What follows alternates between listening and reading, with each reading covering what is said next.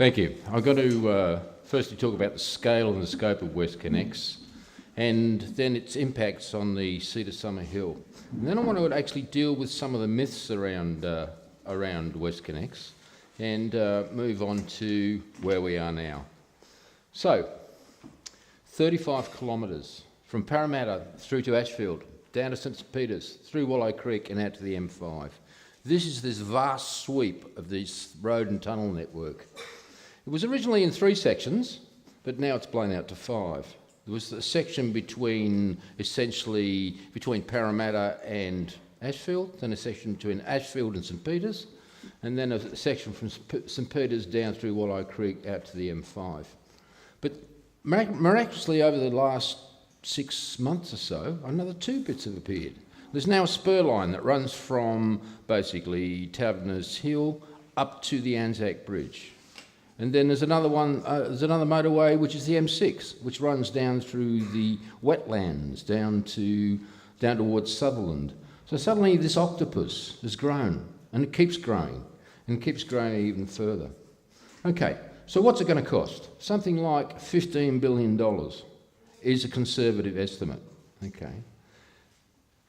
Amanda, can't hear? Okay, right, okay. Yeah, it's $15 billion. There is, well, what else could you do with $15 billion is one question that needs to be asked. And we may debate that later on. This is the longest tunnel in the Southern Hemisphere. This sort of tunnel project has never been tested at this length. So they are entering new engineering ground in terms of this tunnel, in terms of what they're proposing to do with it. Okay, I've only got 10 minutes, probably could go on forever. So let me get on to the impacts on the Seat of Summer Hill. In a way, Summer Hill is at the heart of the storm. It's in the middle of this total scheme. Okay, now tunnels require a way in and a way out. Okay, and this is where it's going to affect most of the people in this area. We're going to have tunnel entrances, portals as they're called, in and out at Concord. We're going to have portals and ramps in Frederick Street and in Wattle Street. We're going to have portals and ramps on Parramatta Road in the vicinity of Ashfield Park and Yasmar, possibly on the Brescia site. WestCON has got an option to resume the Brescia site. They're not saying very much about it, but Woolworths has actually told us more about what's going on there because they've also got an option on that site than WestConnex has. So it looks as if WestCON is not interested in a mixed hybrid sort of development where you might have retail and you might have the portals underneath. They're actually talking about, no, we're not interested in that, we want the whole site. And in fact, that site has been identified by all 3 of the tenderers as being a #1 priority for the portals in and the portals out. You know what I'm talking about? Brescia site, opposite Yasmar? Okay. All right. Now, the other portals and ramps are going to be around Tebbit Street and Old Canterbury Road. Now, the interesting thing about all of this is that they are not saying where any of this is happening. There's been a total, really, silence on information. We've been trying for 12 months to get information about this scheme and about the details of this scheme. We've been able to put together little bits of information here and there. So this is actually a summation of what we've learnt and some assumptions about what they're going to do. Now, tunnels require ventilation.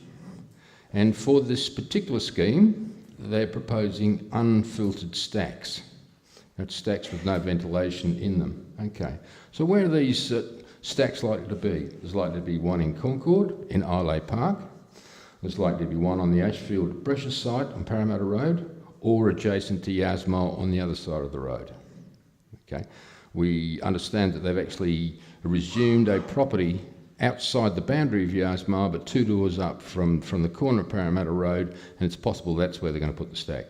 Okay, they're going to possibly put a stack in the Jaguaro Reserve, adjacent to the City West Link.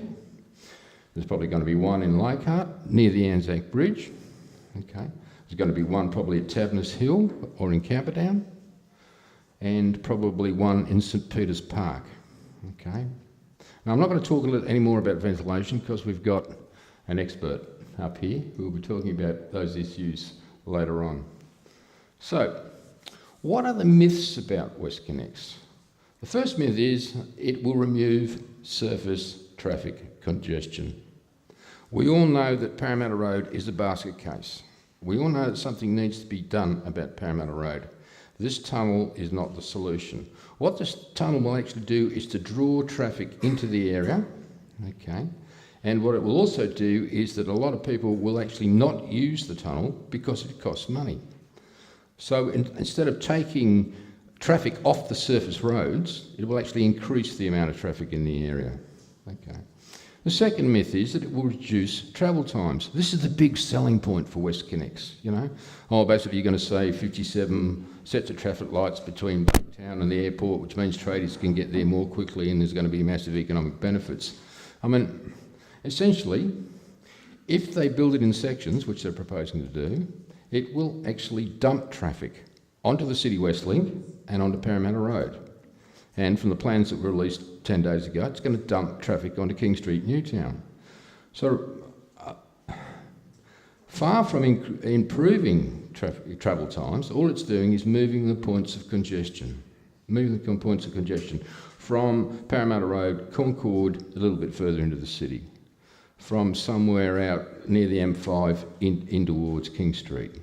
Or increasing the congestion on the City West Link. Okay. Yes, Parramatta Road needs fixing, but $15 billion, not the solution, really. Okay. The third myth is that it's going to improve local communities. Okay. Now, how's it going to improve local communities when we're looking down the barrel of 200 homes and businesses being compulsorily resumed in this area? And it was said last week that 80 homes are going to go in St Peters. Okay. We are already experiencing decreased house values in this area. If you walk around these streets around here, you will see a number of places up for sale. I actually just had a conversation earlier this evening with somebody who's actually having to discount their house in order to sell it because, oh, you know, there's going to be a stake in the area, you know. So we have no control over that stuff, okay. The other part of it is there's absolute uncertainty about what's going to happen. They will not release the plans. We've got no details about anything that's going to happen here, okay? How can you plan your life? How can you plan your future? I've talked to some business people down on Parramatta Road there that are just tearing their hair out because WestConnex will not tell them one way or another what's going on. You know, oh, we were in negotiations with you, but we've now pulled out of the negotiations. However, we retain the right to go into negotiations with you again in 12 months' time. How can you plan for the future of your business in that sort of environment, in that sort of situation? And of course, ordinary households are in the same situation. Okay. There is massive decrease in public amenity and heritage if this scheme goes ahead in this local area. They're going to be shaving the front off basically the heritage area we've got in Haberfield, and you know, there's areas of Ashfield that are seriously under threat. We're going to get increased traffic and we're going to get concentrated pollution. So, in what sense is this going to improve local communities? The fourth myth is that WestConnex is separate from the plans for urban regeneration. Okay. Now, many of you would have heard about urban growth. Urban growth is the government's real estate agent. What they're charged with is the redevelopment of basically large areas of, like the inner west and of the city, okay? So their job is to actually resume places, okay, your place, my place and the place next door, and to parcel those up into lumps of parcels to on-sell to developers, okay? Urban growth is charged with making a profit for the government in terms of that situation. The government calls it value capture. Okay, all right. I'll move a little more quickly now, okay. The next myth is that local communities support it. Well, local councils are against it, okay.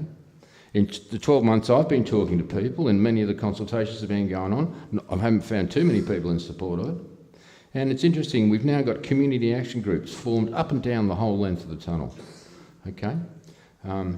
Their strategy of misinformation and no information has seriously backfired.